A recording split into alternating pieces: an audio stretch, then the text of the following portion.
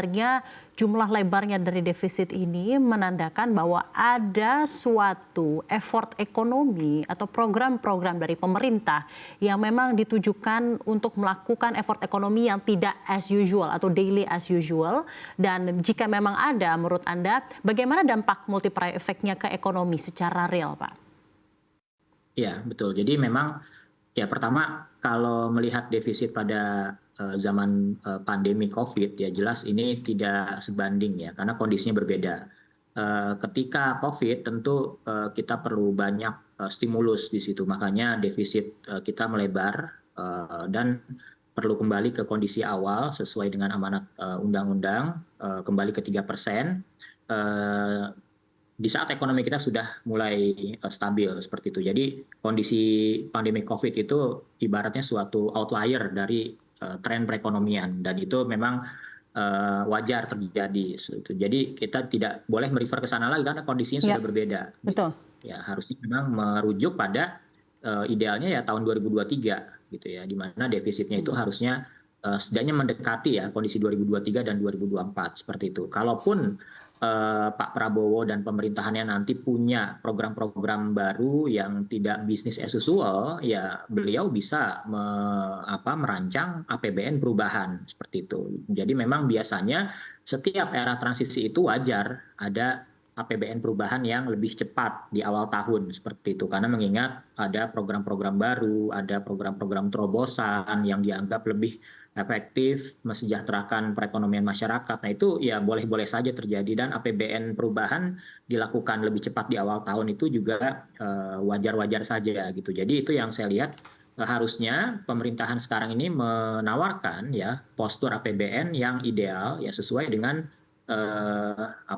kondisi ekonomi saat ini dan merefer APBN atau capaian APBN tahun sebelumnya sebagai contoh defisit yang telah terrealisasi seperti itu. Jadi memang harusnya ideal seperti itu dan nanti kalau ada perubahan, ada program-program baru yang itu membutuhkan pendanaan lebih besar, maka wajar apabila nanti pemerintahan Prabowo mengajukan APBN perubahan di awal tahun misalnya. Sama seperti ketika zaman Presiden SBY ke Presiden Jokowi itu kan APBNP-nya lebih cepat di awal tahun gitu ya biasanya yang terjadi di bulan April, Mei gitu ya. Nah ini bisa ditarik lebih awal Januari, Februari ya karena mengingat ingin segera melakukan program-program yang dianggap lebih baik seperti itu. Ini yang harusnya bisa dilakukan. Jadi melakukan APBNP di awal tahun depan itu suatu hal yang mungkin wajar-wajar saja gitu ya. Tentu dengan justifikasi dengan alasan yang kuat ada beberapa program yang tadi yang dianggap baik yang bisa efektif ya ingin efektif bisa memajukan ekonomi masyarakat Oke. seperti itu. Saya ingin tanggapan Pak Heri sendiri mengenai program yang akan diusung nanti, yaitu adalah makan Ya. gratis dan pembangunan IKN. Bagaimana Pak menurut Anda? Ya, tentu saja ini menimbulkan implikasi terhadap anggaran, tentu saja. Pertama dari segi makan siang gratis ini kan anggarannya ini sangat besar, ya bahkan hampir menyamai anggaran untuk membangun IKN seperti itu. Dan ini tentu saja yang menjadi pertanyaan adalah anggarannya dari mana seperti itu. Apakah ada realokasi anggaran atau tadi ada pelebaran defisit gitu ya. Nah ini yang masih menjadi pertanyaan publik. Jadi idealnya memang makan siang gratis ini tidak harus langsung semua gitu. Katakanlah ada pilot project dulu untuk beberapa wilayah misalnya sambil dievaluasi efektivitasnya sehingga tidak langsung menimbulkan kejutan pada sisi anggaran belanja seperti itu. Jadi memang harus ada kenaikan, perlu ada kenaikan tapi memang perlu bertahap dan tidak mengejutkan istilahnya gitu, tidak memberikan efek kejutan terhadap postur belanja di APBN. Kemudian juga kalau IKN itu kan memang anggarannya sudah bisa diprediksi ya selama beberapa tahun terakhir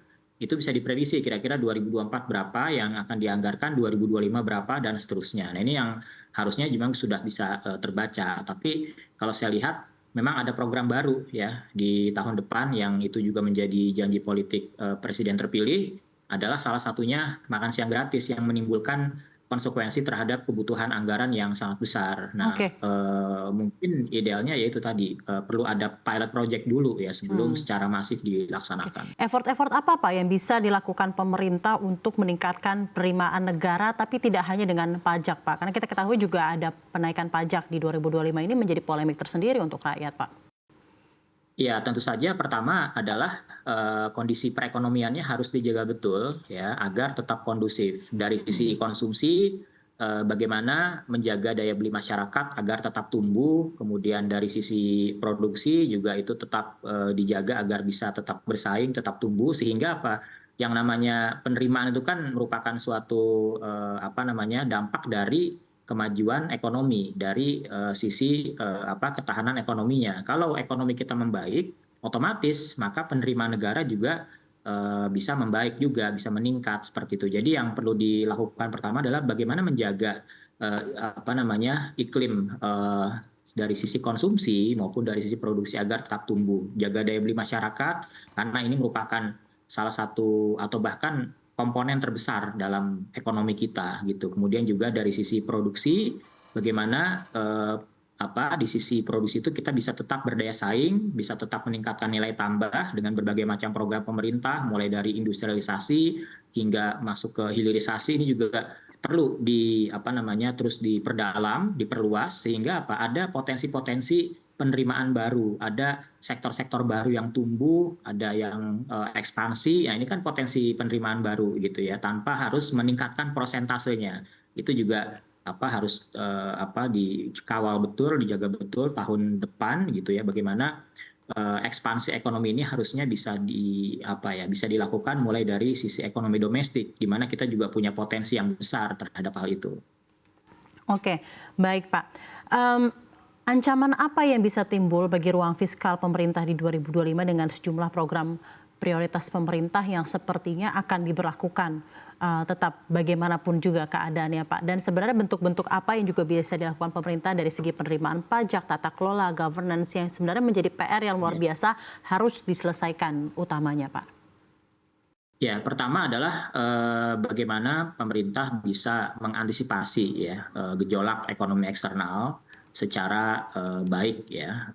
Karena kita tahu belakangan ini ada resiko-resiko ketidakpastian khususnya dari sisi eksternal dan itu juga bisa mengancam ekonomi kita meskipun memang kekuatan domestik kita cukup besar, namun kita jangan mengesampingkan faktor eksternal itu karena dari sisi ekspor ya kemudian juga investasi ini kita juga cukup banyak ya mengandalkan sisi eksternal itu sebagai pintu masuk aliran investasi dan ekspor kita gitu ya, meningkatkan ekspor kita. Jadi memang ini perlu dijaga betul. Kemudian juga dari sisi domestik yang perlu dijaga betul adalah bagaimana stabilitas harga. Ini yang menjadi PR di setiap pemerintahan ya. Jadi stabilitas harga ini perlu dijaga agar apa? Agar daya beli masyarakat ini tetap baik dan tetap tumbuh. Ini yang perlu dijaga karena indikator ekonomi apakah membaik gitu ya atau bahkan sebaliknya adalah dari salah satunya dari daya beli masyarakat gitu. Apalagi kita ingin bercita-cita menjadi negara maju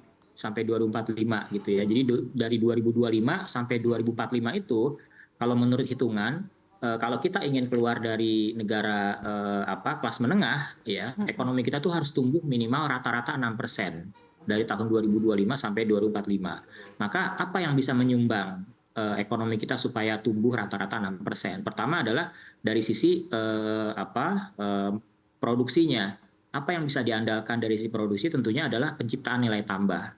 Penciptaan nilai tambah bisa datang dari program-program hilirisasi salah satunya ya, kemudian juga industrialisasi di berbagai macam sektor seperti itu. Kemudian juga sektor-sektor jasa ini bisa berpotensi meningkat dengan cepat. Jadi semuanya harus berjalan beriringan, tumbuh bersamaan ya agar bisa berkontribusi dalam menciptakan ekonomi kita yang ditargetkan itu rata-rata tumbuh minimal 6% per tahun mulai dari 2025 sampai 2045.